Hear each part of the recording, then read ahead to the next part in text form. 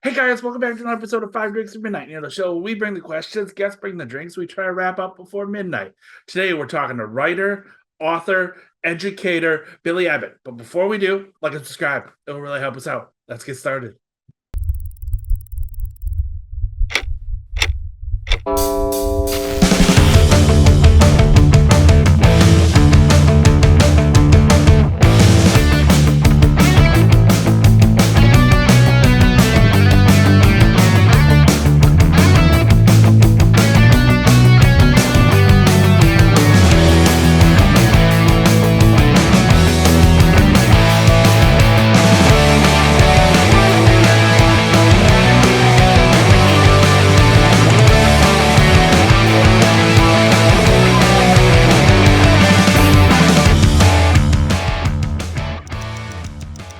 Billy, thank you so much for joining us. Five drinks for midnight, five drinks, five questions.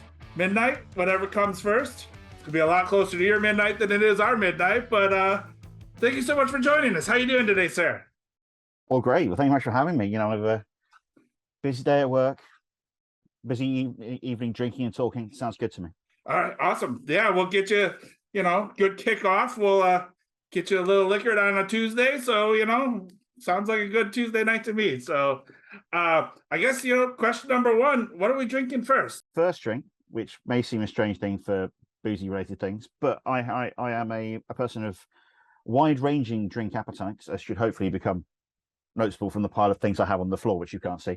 But I thought, because it's the end of the day, but it's the middle of the day for you. I feel you may need a bit of a pickup sort of thing, around lunchtime. So I've gone for a cup of coffee as my first one, because I'm a coffee obsessive, and yeah, I'm massively pretentious about coffee. So I thought of a random drink which I can be pretentious about. I've got four more as well, but coffee is a good place to start. Excellent. Does that stem back to your IT days, your computer days?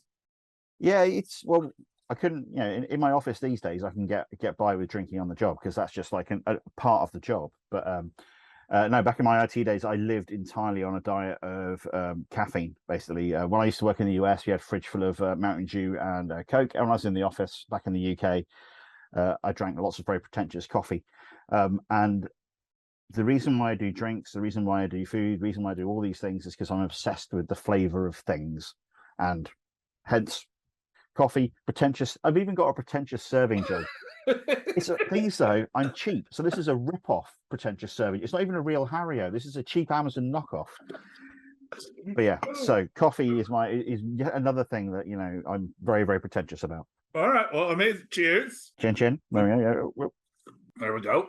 Yeah, so I didn't go quite as pretentious as I was going to, because I seem to have drunk all of my really pretentious coffee. But this is a small lot from a coffee producer from the town where I grew up, just south of London, who seem to have, it's a place where you wouldn't expect good coffee to come from, although it's a town with a lot of coffee shops, but it's a lot of very bad coffee. But they have this really, really incredible roaster who now does weird things. This is a carbonic maceration micro lot, which is all tastes of like fruit and other things and not really coffee. I've got some friends of mine who get very upset when I give this to them and say, here we go, coffee. And they go, no, this is not coffee. It doesn't taste bitter and sad, therefore it's not coffee. It's not coffee. But yeah, this is fruity and delightful and strangely mango-y today. So, a bit of pineapple.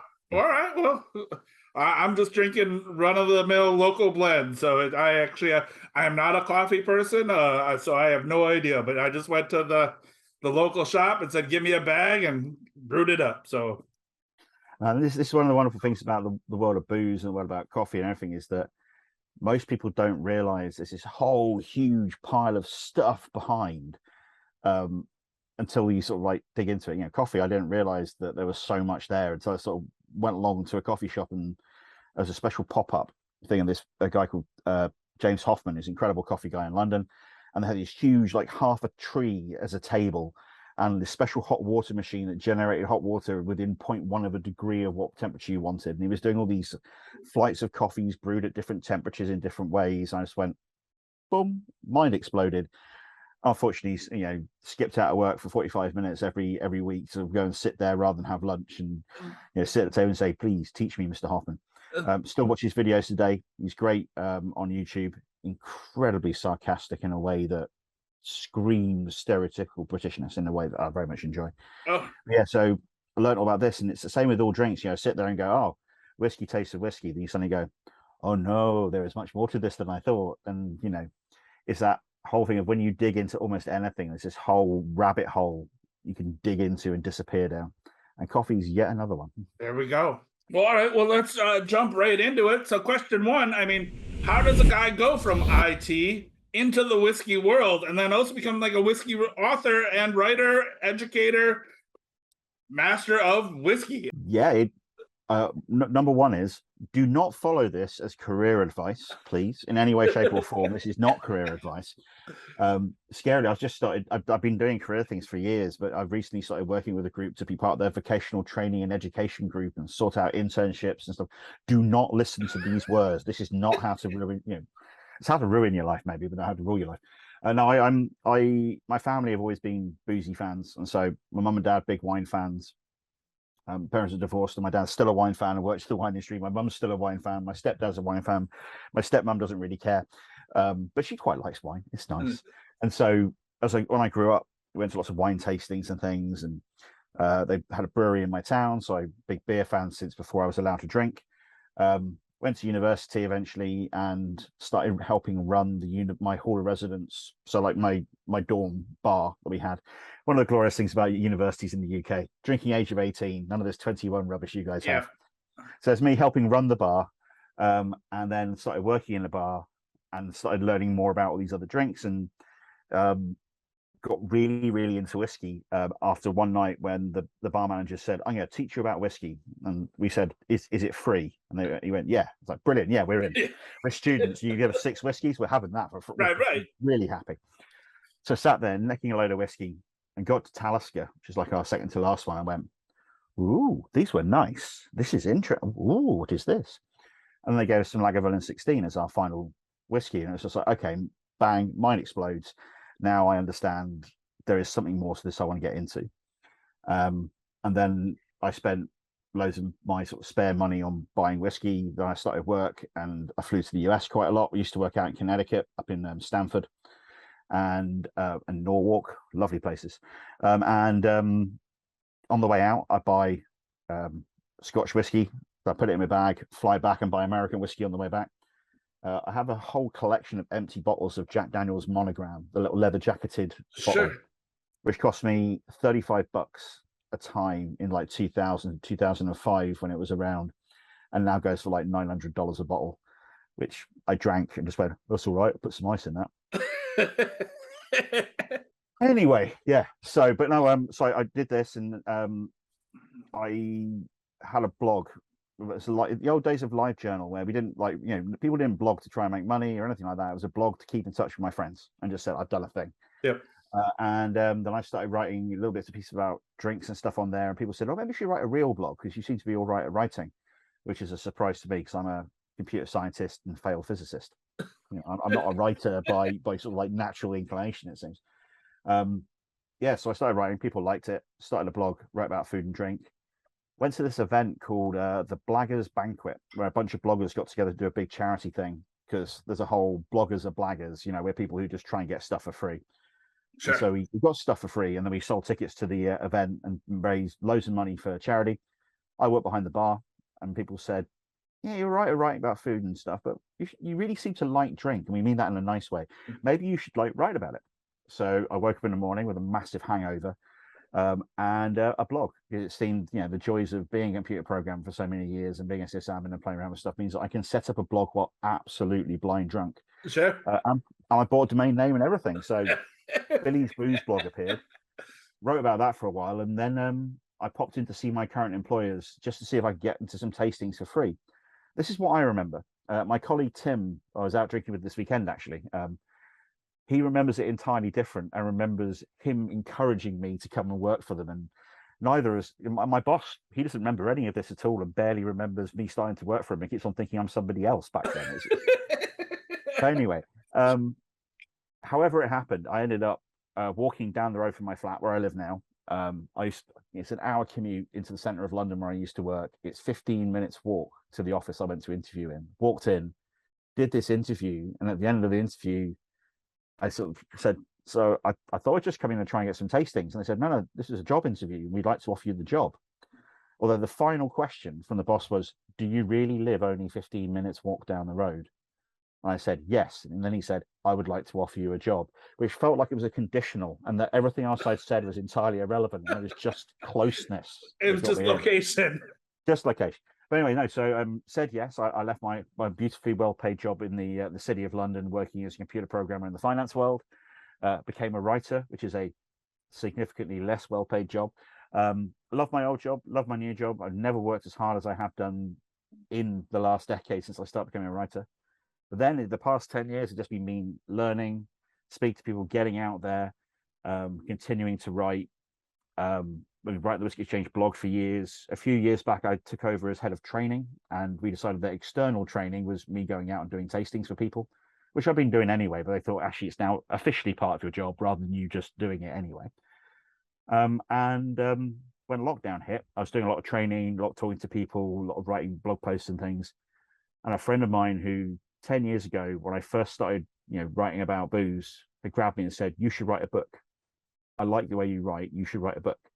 And I said, yeah, whatever. And he said, no, write a book. And this hassled me constantly whenever I saw him for 2 or 3 years. Well, I've not seen him for ages. And he emailed me and said, I've been approached to write a book. I can't do it because 1, it's not enough time. 2, they're not offering anywhere near enough money for me to write a book. However, I think it's the one for you, mate. So I sort of went, yeah, I'm fast and I'm cheap. So that's great. Yeah, get me in. And so these lovely people at the British Library, even on the bottom of the book, they're lovely.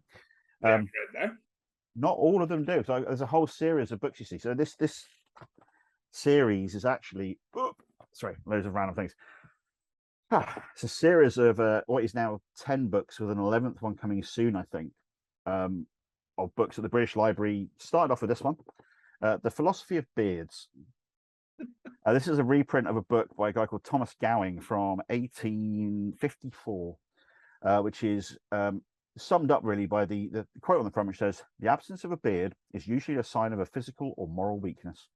Oh. And it's just this ridiculous polemic and talk by this guy about how beards are great and about how if you don't have a beard, you're basically a bad person. And it was so popular, they commissioned a load more just about different things. So we got there, coffee, tattoos, beer, cheese, tea, gin, wine, and curry. And so they needed somebody to come and do one about whiskey. And so my mate couldn't do it. He asked me, all right. And I bashed out The Philosophy of Whisky as my lockdown book. And these normally go on in the gift shop at the British Library. These got a little rack by the checkout desk to make sure pick up something. But it seems to have really struck a chord and has now been released over in the US and Canada and Japan, not in translation. Every now and again I message them about that and they ignore me, so we'll see how that goes.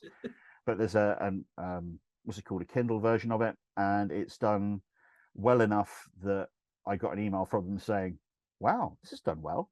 So I think that's a good sign. So it sold pretty well, and I think it's quite good. Obviously, I wrote it. I enjoyed it. Other people seem to like it too. Which is I enjoyed it greatly. And again, I went to art school, so I can't read or write or computer program. I can just color. So, but I enjoyed it was a easy read. So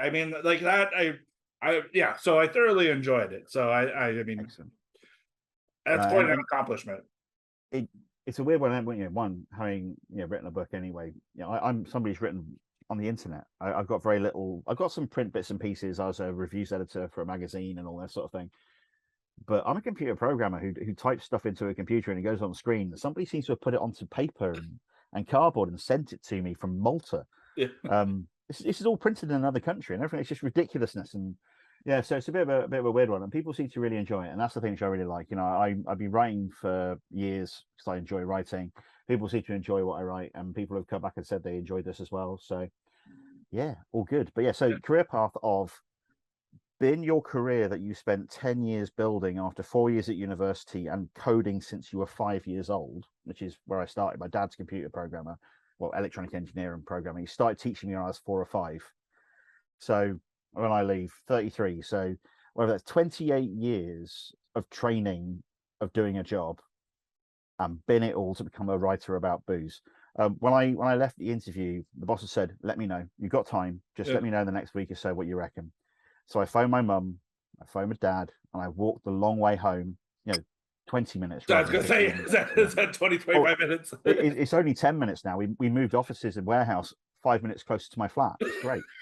Until they built a warehouse in the way recently, I could look out my window and I could wave at my boss because his office looked directly at my flat.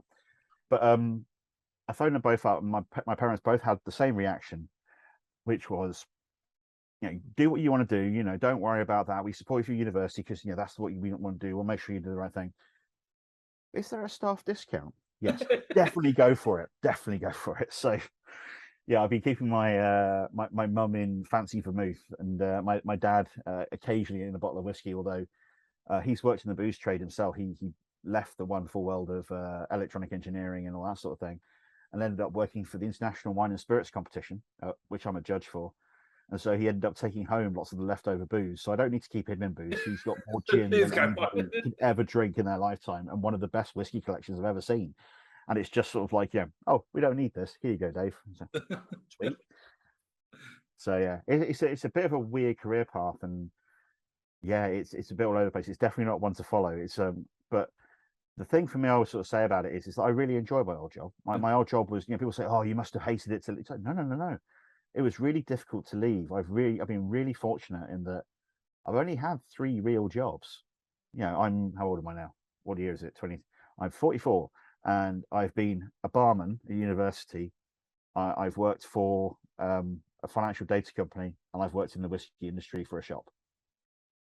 That's ridiculous in this day and age. I've only actually had 3 jobs, and all 3 of them were pretty good. So, I mean, I'm kind of jealous. Yeah, no, it's a bit of a weird one, but a weird career sort of thing. But it's one of the things I've noticed about people in the drinks world is that there's a lot of weird careers. There's a lot of people who, they just appear, and we're the weird ones who there's no real traditional path into drinks. There's a few people who do graduate programs now. There's a few corporate things and everything like that. And but no, most people you ask around and you're like, how did you get here? And you go, well, that's alarming. That's borderline illegal, actually. But that's the amazing stories for everybody in the booze world. And there's such a diverse array of backgrounds. In my old job, it was great because it was mostly people from my university and a couple of other universities, and that was it. And we're all computer scientists, and we all sat there going, we have exactly the same interests. Everything is marvelous. And now I'm sitting around with a bunch of people saying, what are you off to do this weekend? Oh, I'm going shooting. What are you doing? Oh, I'm off to go and ride horses. What are you going to do? I'm an archer. What are you going to do? Oh, I paint. What do you do? It's everything, it's just, walk through the office and there is just a huge pile of weird people from weird places doing cool things. And, I'm quite happy with that. The best job advice, out of that story is just make sure you live 10 minutes away from where you want to work. So you'll get the job. Oh, I'm telling you, the 10-minute walk business, that's amazing. After 20, how long was it? 14 years of commuting for up to an hour a day on the tube on the way there. So underground, metro train, underground train, all the way there, all the way back, standing up, reading a book and everything like that. The only problem I have is I have 2 hours reading time less a day. That's the only problem I have. I just have 10 minutes of podcast time instead. Yeah, it's live close to your office and don't be afraid to leave your job. Actually, no, do be afraid to leave your job. But at the same time, if you're going to go for it. No, I think that's awesome. All right. Well, I mean, that's question 1. My coffee's done. Jump right into. So this is a can of Sierra Nevada Pale Ale. Very specifically Sierra Nevada. I've been a beer fan my entire life, but this is the beer which properly made me go, oh, American beer isn't just Budweiser and awfulness. And then, oh, all this beer that's just arrived in the UK that's copying the new US beer styles is quite good. Oh, Billy, that's your beer choice is destroyed until the end of time. So yeah, it's very specifically Sierra Nevada is the beer that introduced me to American beer. So basically, when I first started working in the IT world, I used to work in Stamford in Connecticut. Beautiful, beautiful town with a slogan of the town that works. And they work there. But no, great. I had really great fun. Loads of folks who I know still live out there, and I really need to go and visit sometime. But the hotel that I stayed in my first proper trip over after I stayed in apartments and stuff, went to a hotel, set the hotel bar. I was like, oh yeah, I've made it now. I'm in a hotel bar in America. I'm on expenses. Oh, I'm going to order so many shrimp cocktails. Oh yeah, all the ridiculous things from my head, from my childhood, from watching movies. But I said, can I have a beer? And he said, yeah, what beer do you want? It's like, shit, I'm in America. All the beer here is terrible. I know this. It's true. And I said, have you got anything, ale-y, anything like an ale or something? It's like, well, you got Sierra Nevada. So sweet, I'll have one of those then. He brought this bottle of Sierra Nevada over, and all the sort of beers like that I've had before had always been like in the hold of a boat for 6 months, a year before they got to us. And so I had all these cooked, horrible West Coast pales, which just taste like weird off barley wines. And yes, I said, can I have that, please? I tried. It was like, oh, now I get it. This and yeah, and so mind again, mind blown. My mind is there's a lot of mind blowing going on with the various different drinks I'm going to try.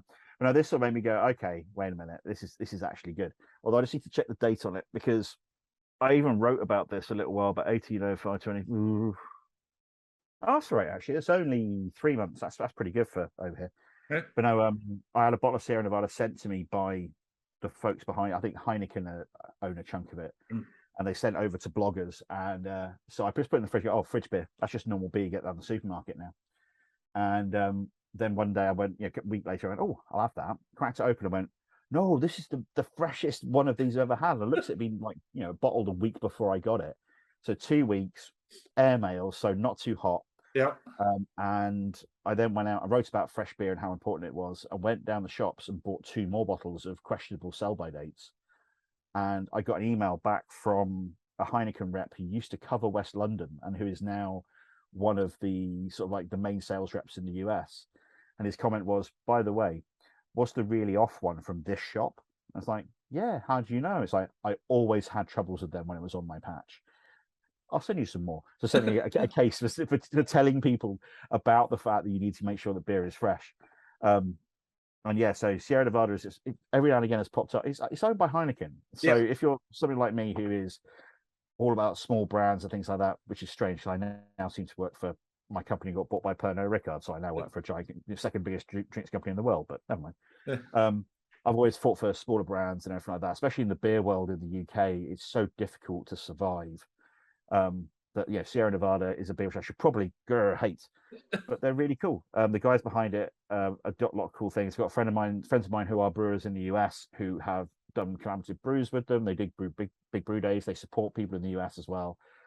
So despite the fact they're Heineken, who are evil, although I do know a lot of people who work for them, they're quite nice, really. But yeah, still evil Heineken, but still the beer, it's pretty good. I mean, and it's a beer which I owe a lot to, because it really did change the way I look at beer. So, all right.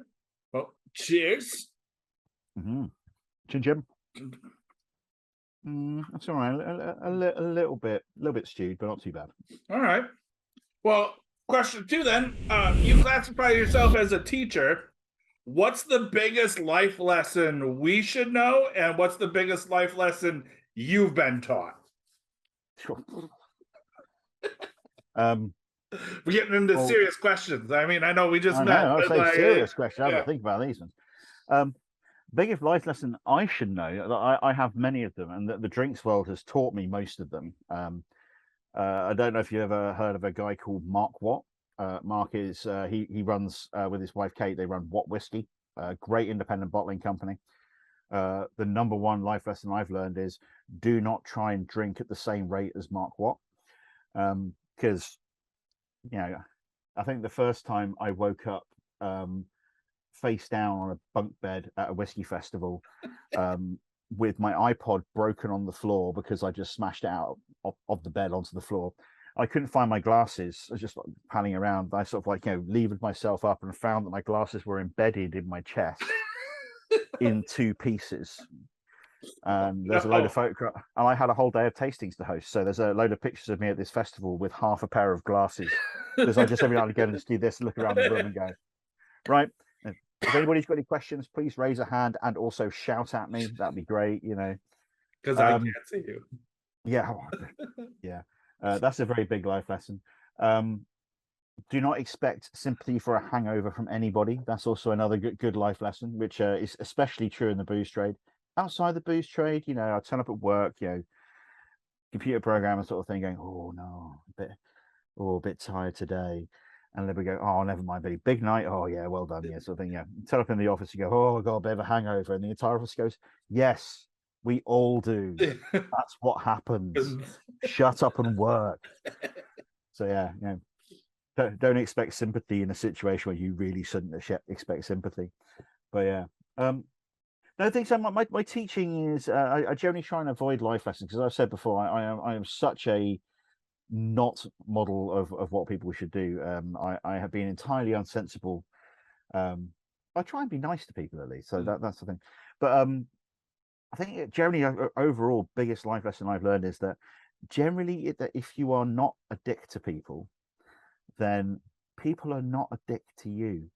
And this is the thing this sounds obvious sort of thing, but with my book and things like that, I put the book out and all these people I hadn't spoken to for years or jump out and said, oh yeah, it's Billy, we like you. Can we talk to you about your book and all this sort of thing? And all these people I hadn't spoken to, hadn't said anything for a long time. But I sort of helped out in the past or had a chat with or being friendly to anything like that. All of a sudden you realize if you wander through life trying to be nice to as many people as possible, the people will remember. And when all of a sudden cool things happen to you or everything like that, and people, you're looking for people to come and join in and have fun and do things, lots of people appear from all over the place. And so don't be a dick to people. But that's the first rule of the internet. That's everything, so that's the life lesson that all people should learn. So that was for a long time, it's my favorite site. Wheaton's First Law. Will Wheaton, man, much maligned back in his days as Wesley Crusher. Do you want this to become violent? Friend, I like you. And one of the things that I remember him first saying back in the ancient times was just, first rule of the internet, don't be a dick. And for a long time, there was a website which was just called First Rule of the Internet. And you went to that and just said, don't be a dick. No, it's true. And I think, especially even in the spirits world, because you never know who's going to be what, where, and No, and again, it's every now and again, as we all do. I fail in my goal of not being a dick. And every now and again, someone says, you remember that time? It's like, yeah. And generally, I'm fairly apologetic about it, sort of thing. A few times I'm not, they deserved it. But yeah, it's just in general, try to be nice. And as you say, the booze world brings everybody together. And while occasionally you get people who are not happy drunks, generally most people, a couple of beers inside them, like to have a bit of a hug and be friendly, and everybody be happy together. So that's what I would say as much as I can give any form of life advice is be nice to everybody. Apart from those people, and who those people are, ignore them. So there we go. There's always exceptions to a rule. Always, yes. And I think that is, I think that is good. I try to live up to that rule, and then, sometimes you just can't do it. And then the lawyer takes care of that. The thing is that normally I just sort of bimble along in the background and everything like that. I occasionally pop up and do things on the internet, and I see people in real life and everything like that. But launching of this book has sort of just shown me, it's like it's shown me there's so many lovely people out there who I've totally forgotten about, and thank you all those lovely people as you popped out of the thing. But also this whole thing of, wow, being as nice a chap as I could do really has actually, it seems to work. How about that? Who knew not being an asshole was a good thing? Yeah. It's a very strange thing, when you wander through the world and you don't necessarily see the effects of your passing sort of thing through it.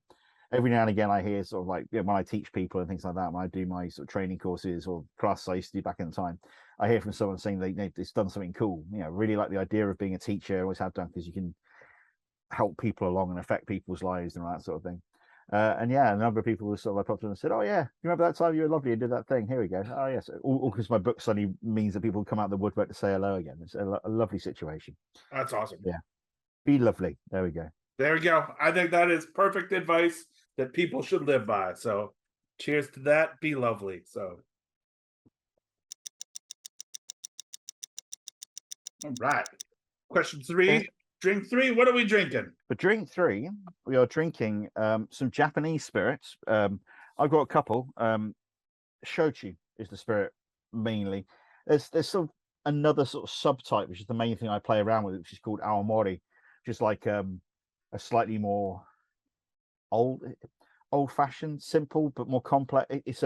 They make it in Okinawa. That's all. It's shochu made in Okinawa in a weird way. Okay. Yeah. So shochu is about, was it 2020, just before the pandemic stuff hit. I went to Japan on holiday, but then also to do a tour around a load of shochu distilleries and learn about this Japanese spirit.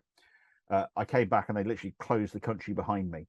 It was like, the beginning of the pandemic and everything was closing around the world. It was a really weird time, but had a week of holiday, then the most intense week of my life, as we were shipped around 3 or 4 shochu distilleries a day, learned about how it all worked, translating from these Japanese technicians who knew how it all worked and was teaching us what's going on, and bartenders, and then presentations every night when we had to present to the distillers and tell them what we'd learned that day as they told us insane.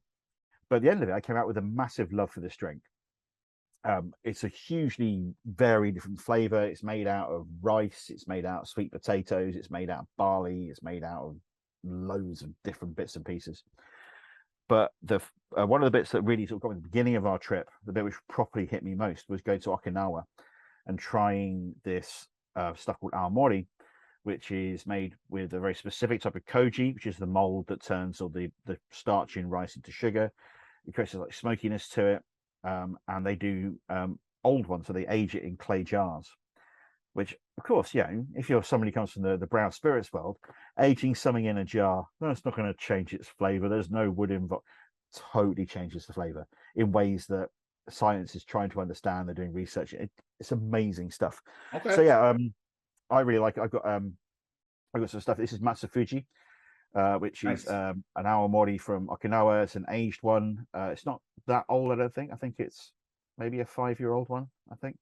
But I've also got some other stuff here called Dayame, and Dayame is a sweet potato shochu, and it tastes. It's when it first released, it got a load of awards at the IWSC, and the Japanese distillers went, "Wait a minute, how's that got awards? That's faulty."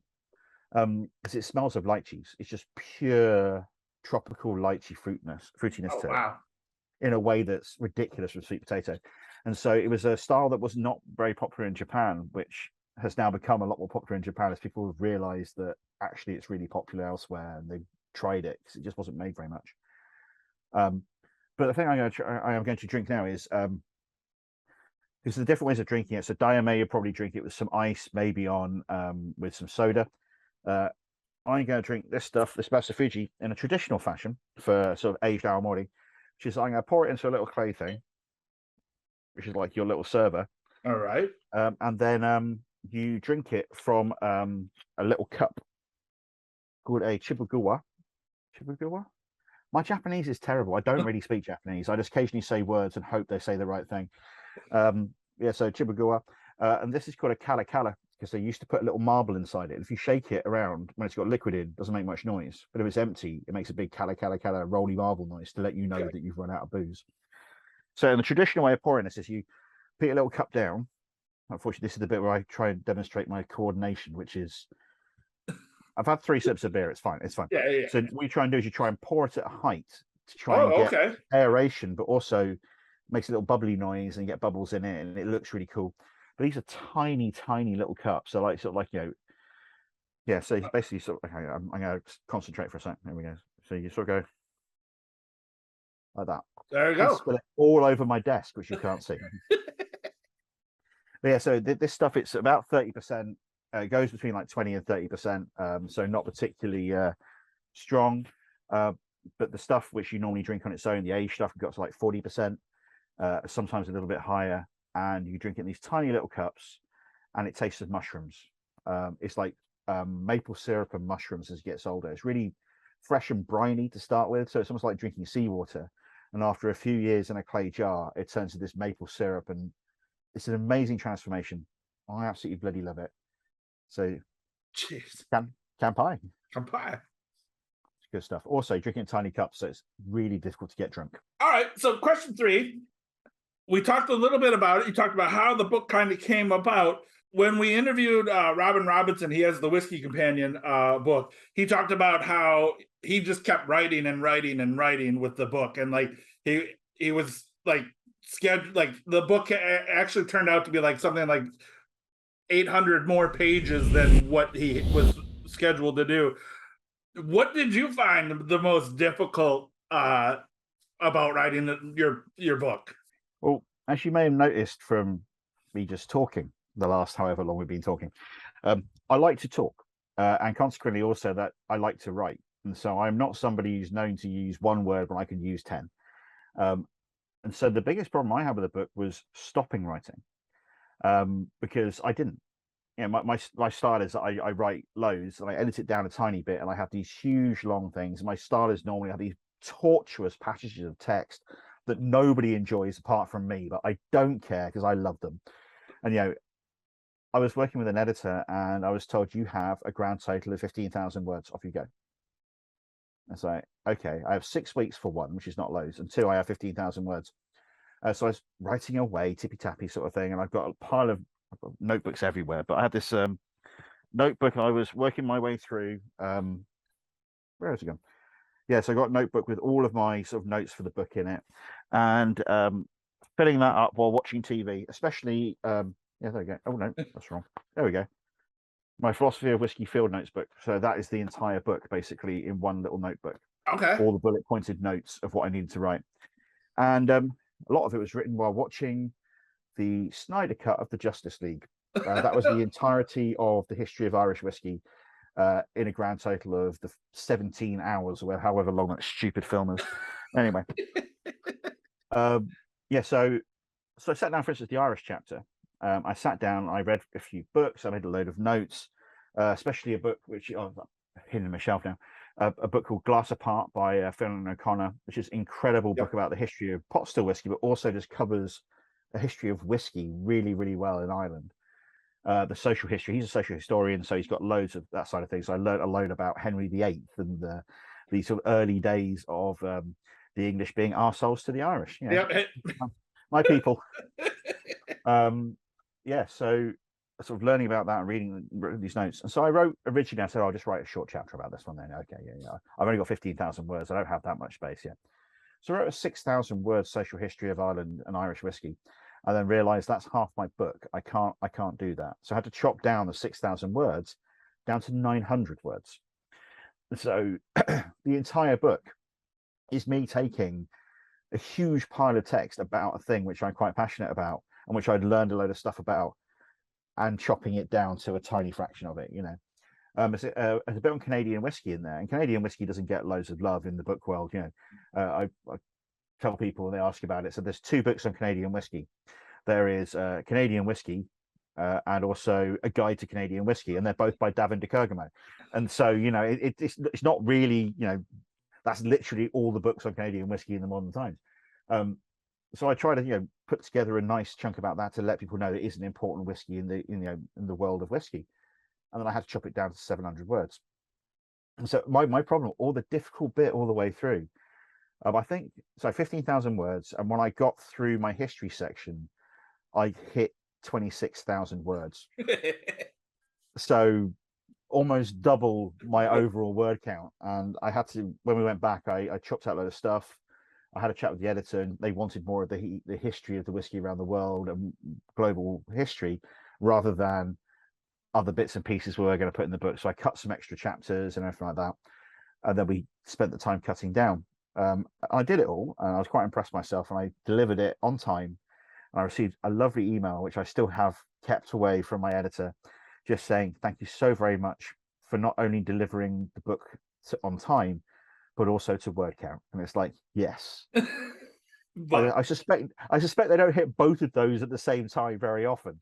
And then we had a copy editor come in and just tear my copy apart.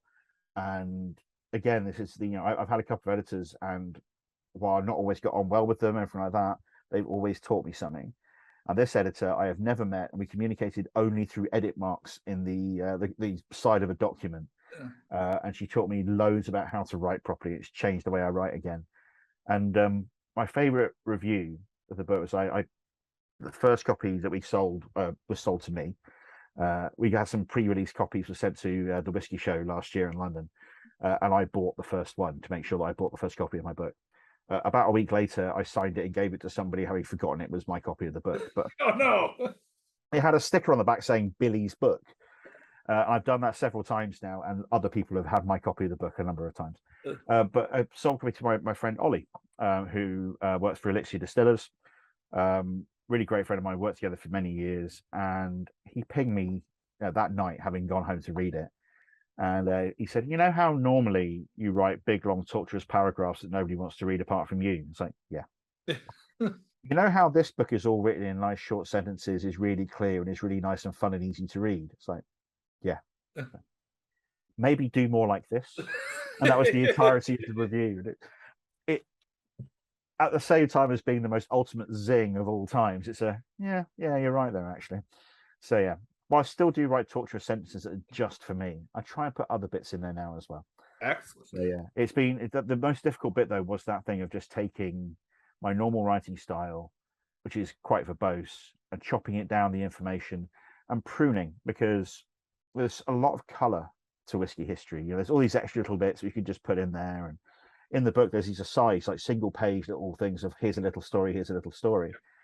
I had 50 or 60 of those planned, and you know, that is another book on top, basically. Yeah. You know, and yeah, I'd written some, I had to chop them out. I had to chop some down in size, and there's all these little extra pieces I just had to cut out because there just wasn't space. It does mean I have a folder on my computer which has got a shed load of extra stuff about Irish whiskey and about Canadian whiskey and American whiskey. And also world whiskey. There's so much more I could have written about that. You know, I did a training session for guys at work this afternoon, and I sat down to write it, and it's just world whiskey was my brief.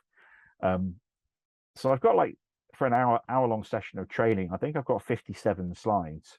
And it's like, that's too many slides for an hour of training. We did an hour and 20 minutes, and they said, can I please send them the slides, because they've got a test on it and they need to read the slides because they couldn't keep up. So there's so much more I could have written in the book, but it wasn't necessary. The book is deliberately brief.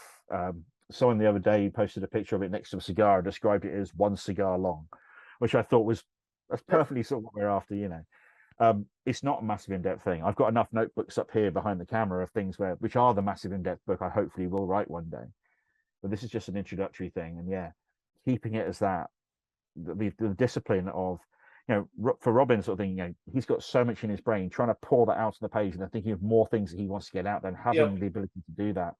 I'm very jealous, because I very deliberately wasn't allowed to do that, and I had to stop myself from doing that. And when I did, I had to chop it all away. Question 4, drink 4. What are we drinking? Unfortunately, I've only got a little bottle, because me and a friend of mine just bought a case of this in the office because it was on special offer. Unfortunately, he put my 2 bottles on my desk and then took the paperwork with him. So I now need to go and find somebody else who needs some paperwork. Otherwise, I can't get out of the building because of security. I work in a booze warehouse. You need to have a piece of paper saying you bought something. Otherwise, they get suspicious. Anyway, fortunately, from some tastings I was doing, I have a little teeny tiny bottle, which is almost gone, of Kleinleach 14-year-old.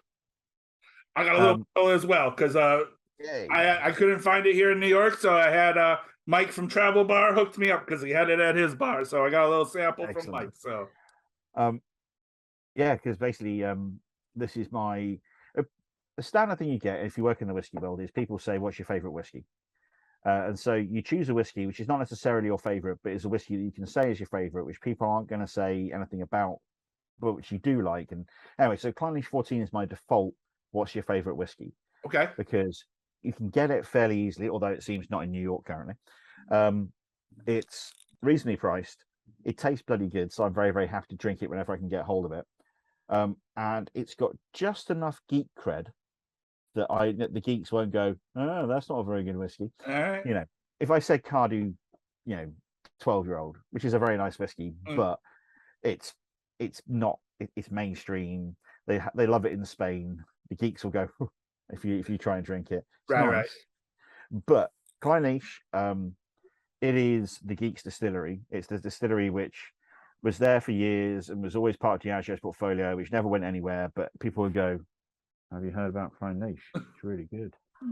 And then Kleinleach 14 came out and is more accessible, but still people didn't know it was there. So you still go, "Have you tried the Kleinleach 14-year-old? It's very good." Then they rebranded it. It became vaguely popular, and yeah. Gotcha. But it's a very distinctive style. And I work in the whiskey world and talk people about whiskey all day, every day. And Clynelish is pretty much, I say, the first distillery that made me go, oh, it's not all basically the same. There's lots of differences. You get smoky things and from that, but this is the character of Clynelish is so different to most other distilleries. You see, okay, and then you find the differences in other distilleries. It's my thing, like eating olives. People don't like olives until you try a really good olive, and then you can see the really good olive and all the other things you've tried before, and you can see the differences and everything like that. Yeah. Everything tasted pretty much the same to me, and I tried Clynelish and realized, oh no, everything doesn't taste the same, and it's all thanks to this whiskey. So I always try and have some knocking around, and I've been doing some tastings for some guys. The main guy's up in Boston. He's a Scottish expat who moved over, I think, probably 20 years ago now, 30 years ago. Works for a bank, and he said, I want to do whiskey tastings for our potential clients. So he and his team get on a Zoom call with another team from another investment bank. I come in, we drink 3 whiskeys together, I talk rubbish about them, then I leave them to make deals. And every now and again I say, I used to work for a company in the finance world. I tell them the name, and somebody in the room goes, I know people who work there. I go, oh, brilliant. Anyway, and they all look very, very shocked that I work and I do booze now. But normally I do, there's the tube. I do Cragganmore, Talisker 10, and Lagavulin 16, because you can get these little dinky bottles. Diageo do like a little set. Although it seems, one, you may not be able to find them anywhere in the Northeast anymore, because my mate Dave seems to have bought every single one of them. Oh, very nice of Dave. So sorry, you may not be able to find them anymore in the Northeast. I do apologise. They don't sell them in the UK anymore. So I have a little baby bottle of Cragganmore, a little baby bottle of Talisker, and a full-size bottle of Lagavulin 16, because we couldn't get baby bottles of Lagavulin 16. So I just have to show this off to people on the calls in the US who are sitting there with little dinky bottles. Although, one thing I have noticed is that folks in the US who aren't used to drinking spirits, a lot of these sort of banking types, don't really drink spirits, which is strange, when you think of stereotypes. And the number of times I've had to explain to someone, no, you don't need to pour the whole bottle into your glass. It's fine. Because these are 200 ml bottles, and I've seen people empty a whole 200 ml and go, right, okay, this is the sip we're going to take. No, that's not going to work. So unfortunately, I was going to tasting for Dave and his family over Christmas. He's a nice chap and everything like that. He said, do you reckon you saw me out tasting? Yeah, mate, definitely. I'd love to sit there and have a chat with you guys over Christmas. So he sorted out the same one, but I thought he got a different one. And so I was forced to go and buy a different set of whiskey. So I got some Oban and some Clynelish as well. Oh no, how terrible my life is. So yeah, anyway, some Clynelish 14-year-old. Excellent. Cheers. Chin chin. Oh, that's damn good. Nothing else like it. It has this weird waxiness, has fruit. It's got a bit of brininess to it. Yeah, I dig the briny. Yeah, it's got a bit of everything. This one's got a bit of leatheriness to it, actually, which I wasn't expecting. Again, it changes a little bit from batch to batch, Yeah. But I bought probably, when it comes to distilleries, actually individual bottles, Clynelish and Kalila, when it comes to stuff, probably the two distilleries I bought most stuff from. Although very annoyingly, Clynelish I can barely afford these days because it's all too expensive. But yeah, it's that's a great one. Excellent excuse. Thank you for giving me the excuse to finish up this bottle. My pleasure. I mean, what are new friends for? So that's all right. So question 4, again, a little bit of the social stalking question, because again, I watched a bunch of interviews that you had done, and I feel like a lot of people were missing out on some of the opportunities to follow up with some questions. One interview that you did, you said that you spend most of your day telling people that they're wrong on the internet, which I think is absolutely fucking hilarious. What is the most absurd thing that you've had to tell people they are wrong about in that's whiskey related? I'm just trying to think of what I can get away with talking about here, because just trying to think who might see this, and using no names whatsoever. Sure. Although people who know me will know exactly who I'm talking about, who said this. A little while back, Teachers, I think it was Teachers Whiskey, did a pack which had a Union Jack on it. Well, sorry, the Union flag, the UK flag. The Union Jack, so it's on that boat. Union flag's what it's called normally. Yeah. We all call it Union Jack. I have enough pedantic friends of mine. If I say it's a Union Jack, will tell me, oh, it's not. It's a Union flag. Anyway, moving on. So I've had half a dram now. The pedantry is stuck in my brain. Yeah. But yeah, so they put a Union flag on the bottle, and so in Scotland, this is a little bit of a no-no because Right. Scottish whiskey, they're very, very sort of proud of the country, and so it's a bit weird to stick a Union flag on a bottle of Scotch whiskey because it's a bit of a sort of like Yeah. up yours to the Scots. However, Teachers is a really big brand in England and in Wales, and also all over the world, and the UK flag as a whole has a bigger brand awareness than the Scottish Saltire. So it's just literally a brand thing. They shoved it on a bottle of Teachers. It was going to France and the Far East and all this sort of thing, so it'd sell more. And somebody informed me that the reason why they were doing this was very deliberate. Because if they managed to convince people that Scotch whiskey was a UK product and not a Scottish product, that would start the erosion of where it could be made. So first, it would mean that Scotch whiskey could be made in England.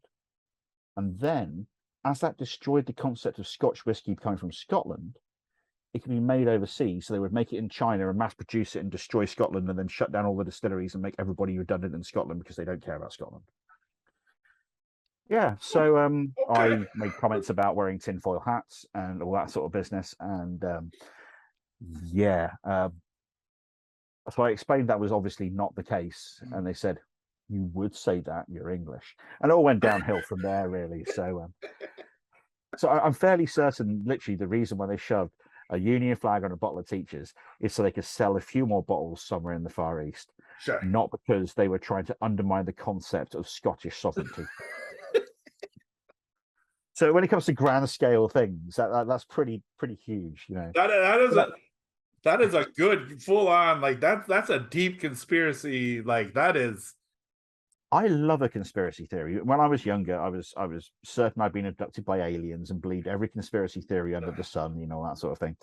Then I had a bit of a think about it and went, obviously they're not true. They're really cool though. And so I'm a big fan of conspiracy theories, and that's my first proper Scotch whiskey conspiracy theory, and that made me very happy. I very much enjoyed that one. But no, I spend a large amount of time because I have this problem that I read too much stuff, especially in the whiskey world. And for somebody who forgets so many things, like people's names, who my family are, that sort of thing, I do remember random tedious facts about whiskey. So I have this reputation of popping up on the internet and saying, actually, no, this is that. And most of the time it's tiny little things. But one of the things I'm very proud of, and it's something I've had to beat out of myself, that I have no pride in my knowledge. If I'm wrong, I am wrong, and I am very pleased that someone's told me I'm wrong. I come from a background of going to a very, very prestigious computing university, Imperial College, which is full of incredibly arrogant kids. And we are taught at the university that we are the best and everybody else is an idiot. And it's taken me many years to beat that sentiment out of myself and to actually be somebody who listens and tries to learn from other people. I think I do now, but one of my favorite things is sitting there in a discussion and saying, actually, that's not right. I think it's this. And somebody who I've never met before, a complete random off the internet, goes, nah, mate, you're wrong. It's this. I look at it and I realize, yes, I am wrong. And I have to go and rewrite a load of articles because I was totally wrong beforehand. Yeah, I absolutely love that. I love that sort of learning of new things. And so I hope people realize when I am telling them they're wrong on the internet, unless they're telling me conspiracy theories about Scotland being undermined. Generally, I am doing it because I am trying to show people they're wrong and trying to make sure people understand things are correct. And if I am wrong, please do tell me. Every now and again, I will react badly for a moment and then go, sorry, no, you're right. Yeah, I'm wrong. And that's the way we learn things. It really is especially when it comes to whiskey, which is this huge pile of disconnected facts and broken laws and international things and all this stuff. People, all tries to fit together. There are people who know little bits and pieces of all of it all over the place. And while I've read significantly more lines of European legislation than I ever should have done, I've read a load of US. I tried to look up once why US proof, why 100 proof is 50% ABV. And I can't remember, is it the Annals of Congress? No, the Proceedings of Congress, the books which say all the things that happen in Congress, all the law discussions, everything like that.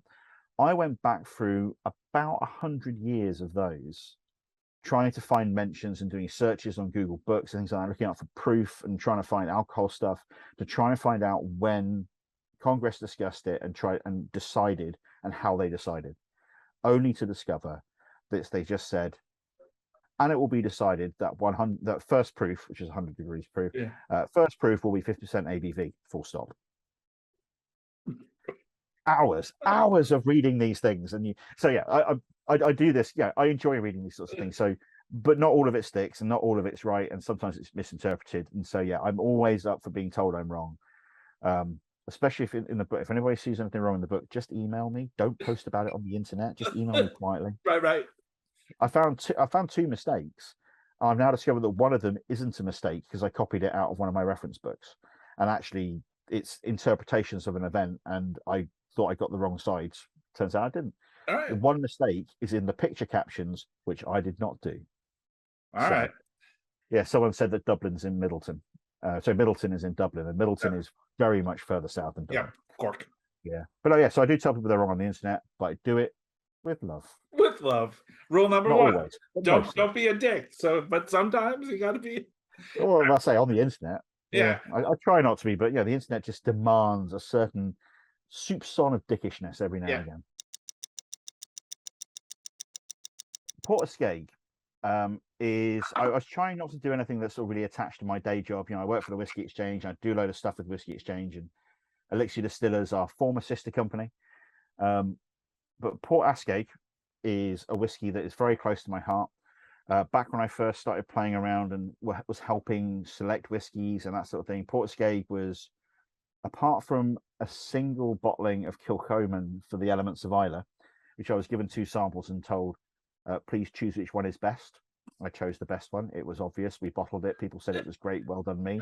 I chose the best one of 2 things. It was not hard. The Portiskeag was a lot more. We had to make decisions, had to think about it. It's the first whiskey I properly worked on. And these days, Portiskeag 100 proof is my go-to for a strong Islay whiskey. The 8-year-old is a fantastic, crisp, sort of like young Islay. It shows that whiskey doesn't need to be old to be good. Young whiskey is just whiskey that is not as old as other whiskies. That's literally all you can say. Age is not a number; it is a factor in giving you a flavour, and sometimes a lower number is a better number. So I have something very similar, which I'm going to give myself some. Excuse me, some of. Where is it? Here we go. So Portiskeag, I could probably give away this quite happily. The 8-year-old is an 8-year-old Kalila. Kalila is after Clynelish, maybe in front of Clynelish. My favourite Scotch whisky distillery. It is a gigantic factory, and if you visit it, it is a gigantic factory. But it's a gigantic factory next to a beautiful seaside, and yeah, I love the place. And the whiskey they produce goes from being this young, crunchy, really, really sort of like smoky young thing. And if you find stuff that's over 30 years old, you can see why Port Ellen shut down. There was no reason to have Port Ellen when you had that. Right. This beautiful, briny, fruity seashell thing. It's a certain weird sort of John Beach from Fiddlers and Drum and Jockey, incredible whiskey bar. He appeared on the front of some Master of Malt bottles of Port Ellen with his tasting note, which is him sort of squatting on the beach next to the Port Ellen lighthouse with a chamois leather and a bag of sherbet lemons. This whole citrus and sort of like soft leather sort of like feel is a core of Port Ellen. And if you jack up the fruitiness, you get Kalila, 30 plus years old. Amazing stuff. But Portiskeag, I say, really close to my heart. And while I try to avoid anything to do with work while talking about random drinks, that one I couldn't. These days it's put together by my friend Ollie, the guy who was the first guy to buy my book apart from me. Really good friend of mine who has taught me loads about whiskey and whiskey blending and how whiskey flavour comes together. Just especially annoying because I've got 10 years on him, and the bastard knows everything there is to know about whiskey. Is one of the best blenders out there and one of the most exciting whiskey people out there, which is something he can't accept. So I said this and he'll tell me off for saying so. Yeah, so Portiskeag really is a whiskey which you guys got in the US now. You got the 8-year-old, the lovely guys at Impex are bringing it in. We have Portiskeag 100 proof over here, but it's 100 degrees UK proof, not American proof. So that's 57.1%. Whereas you have Portuguese 110 proof, Yep. which is 55%. It's the same whiskey. They just proof it down an extra 2% for you guys to make sure the label's legal. But great whiskeys, the 110 and the 100, they are big, punchy, up around 55, 57%, loads of strength to it, intensity of flavor. And they're all about being, this is what Islay whiskey is all about in our eyes. And they're really sort of classic Islas. So yeah, that's It's very nice. Yeah, that's great. Oh, nose is great on this. And this the thing about the Portuguese is that it's not always, it's a lot of it's Kalila. And there was this joke for you, oh, it's all Kalila.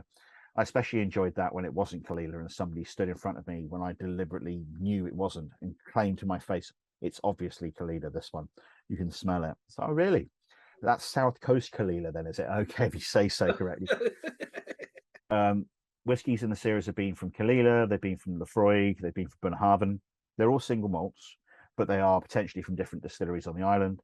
And Ollie's done some interesting experiments. Like one of the 15-year-olds was a sherried, unpeated Bunnahabhain, vatted with bourbon cask, peated Bunnahabhain. So unpeated sherried, then peated bourbon cask, vatted, reduced in strength to 50%, and then matured at 50% rather than 63.5 for a little bit longer. So rested at a lower strength before then being bottled at cask strength. And just seeing how that sort of integration works. But again, that's Bunnahabhain. That wasn't Kalila at all. And people were stood in front of me at shows going, it's classically Kalila. I don't entirely know how you try and hide it.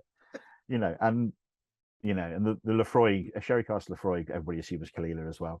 But then you get the old ones that, really, really old. Bunnahabhain 45-year-old is Portuguese 45. That's public. Yes, it is public. And again, it totally, really, it's whiskey's all about what Islay is about. So when you get the 8-year-old and when you get the sort of like the 100 proof, that nose is all about Islay. It has that brininess, it has that smoke, it has classic peat. Without going too far necessarily, it's all about, you smell it and go, oh, I know what that is. Yeah. You don't necessarily know which distillery it is, but you know where it's from, and it has that classic tang. And yeah, no, it's really nice. Yeah, well, the Portuguese 8 and the 100 proof, depending on how I'm feeling, is my classic summertime drink. I make highballs with it. Nice. Need really, really fizzy soda water and lots of ice. And then, doing that as a 1-to-2, 1-to-3 ratio whiskey to water, depending on whether, if it's 100 proof, 1-to-3, if it's 8-year-old, 1-to-2. Absolutely stunning on a hot day. Blasphemy as it is for some people to mix something like that. It tastes good. It tastes good when it's got soda water in it. Yeah. So, it's your whiskey. Do what you want with it. So, I mean, you bought it, so drink it how you like it. Like, that's the bottom line. So, but all right. So, question 5 comes down to the flip of the Whiskey Wednesday coin. You can flip it, you can spin it, you can do whatever you want, but the coin will give us the answer. You do not have to answer. Only if you feel inclined to answer. Question 5. You were doing an interview with this gentleman from Canada, and you had a strong opinion, and you said, I have very strong opinions about this, but I am not going to answer it. And he just let it go. And so I was like, this is a perfect flip of the coin, because again, you don't have to answer it, but the coin will answer. So, question 5. Is Jack Daniel's bourbon?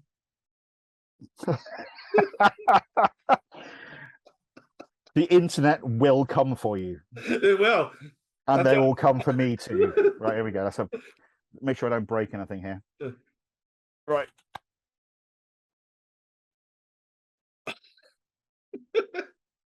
Honestly. Fuck yeah. Jack Daniel's is bourbon. I've told people this. I've repeatedly told people this. Legally it is. Anyway. Jeff Arnett, previous JD Master Distiller, in an interview with Susanna Scriver-Barton, formerly of Whiskey Magazine, Malt Advocate, Whiskey Advocate magazine. Fantastic interview, had a chat, and she asked him, is Jack Daniel's a bourbon? And he said, it's made in the fashion of a bourbon. We could call it bourbon if we wanted to. We just choose not to. And that's absolutely fine. Anyway, I'm fairly Chuck Cowdery and Lou Bryson and people have all these blog posts written about it and everything like that. It's a fantastic way to get clickbait. And back in the day, when I used to look after the Whisky Exchange's social media, the way that I knew if I was feeling down, if I'd done some like random posts on Facebook which hadn't done very well, there was one way I could always Get get a people. few more likes. Yeah. Just post a picture of Jack Daniels. If I wanted loads of interaction, then just say, "Is JD a bourbon?" It's cheating, basically, in internet terms, Sure. but it's a very good cheat. It works. It works. It gets the people. And I was just like, the guy just let it go. And I was like, you're so nice and Canadian. Why aren't you following up? Like, that's such a. So I was like, I'm taking it. So I appreciate that. So it's a great way. It's one of those questions which it's like, the spelling of whiskey. Excuse me, the spelling of whiskey. Yeah. It doesn't matter at all. In the grand scheme of things that we could discuss, the spelling of whiskey is not important. I've got a page in my book which says, at the end of it, if you find yourself arguing over this on the internet, consider your life choices. Yesterday though, someone posted in one of my WhatsApp groups that I'm in, just said, "Oh, interesting discussion of the spelling of whiskey over on Twitter." And it's like, oh god, no, I've been invoked, I have to go and do something. And actually it was a really interesting discussion about when in Ireland did the E become more standardized, because they had a mirror from Jameson saying whiskey without an E, and saying, "Oh, that looks to be like from the 1880s then, potentially. That's an interesting old mirror," and all this sort of business. That was interesting. But yeah, is JD a bourbon, and should there be an E in whiskey for Indian whiskey, because it's the law somewhere, we're not sure where. Oh dear, yes, the discussions that mean nothing but fill the internet, and which, to quote back to a previous question, I have to tell people they're wrong about. Billy, thank you so much for joining us. That's 5 questions answered, 5 drinks down. Thank you so much, sir. It was honestly a true pleasure drinking with you today. I feel that I made a new friend and like that. So if you're ever in New York, or if I'm in London, I'm coming looking for you. So please come find me. And until we can drink again, hopefully in person. Thank you again so much for doing the show. Thanks again, and cheers to you, sir. Cheers. Thanks for having me, man. Thanks.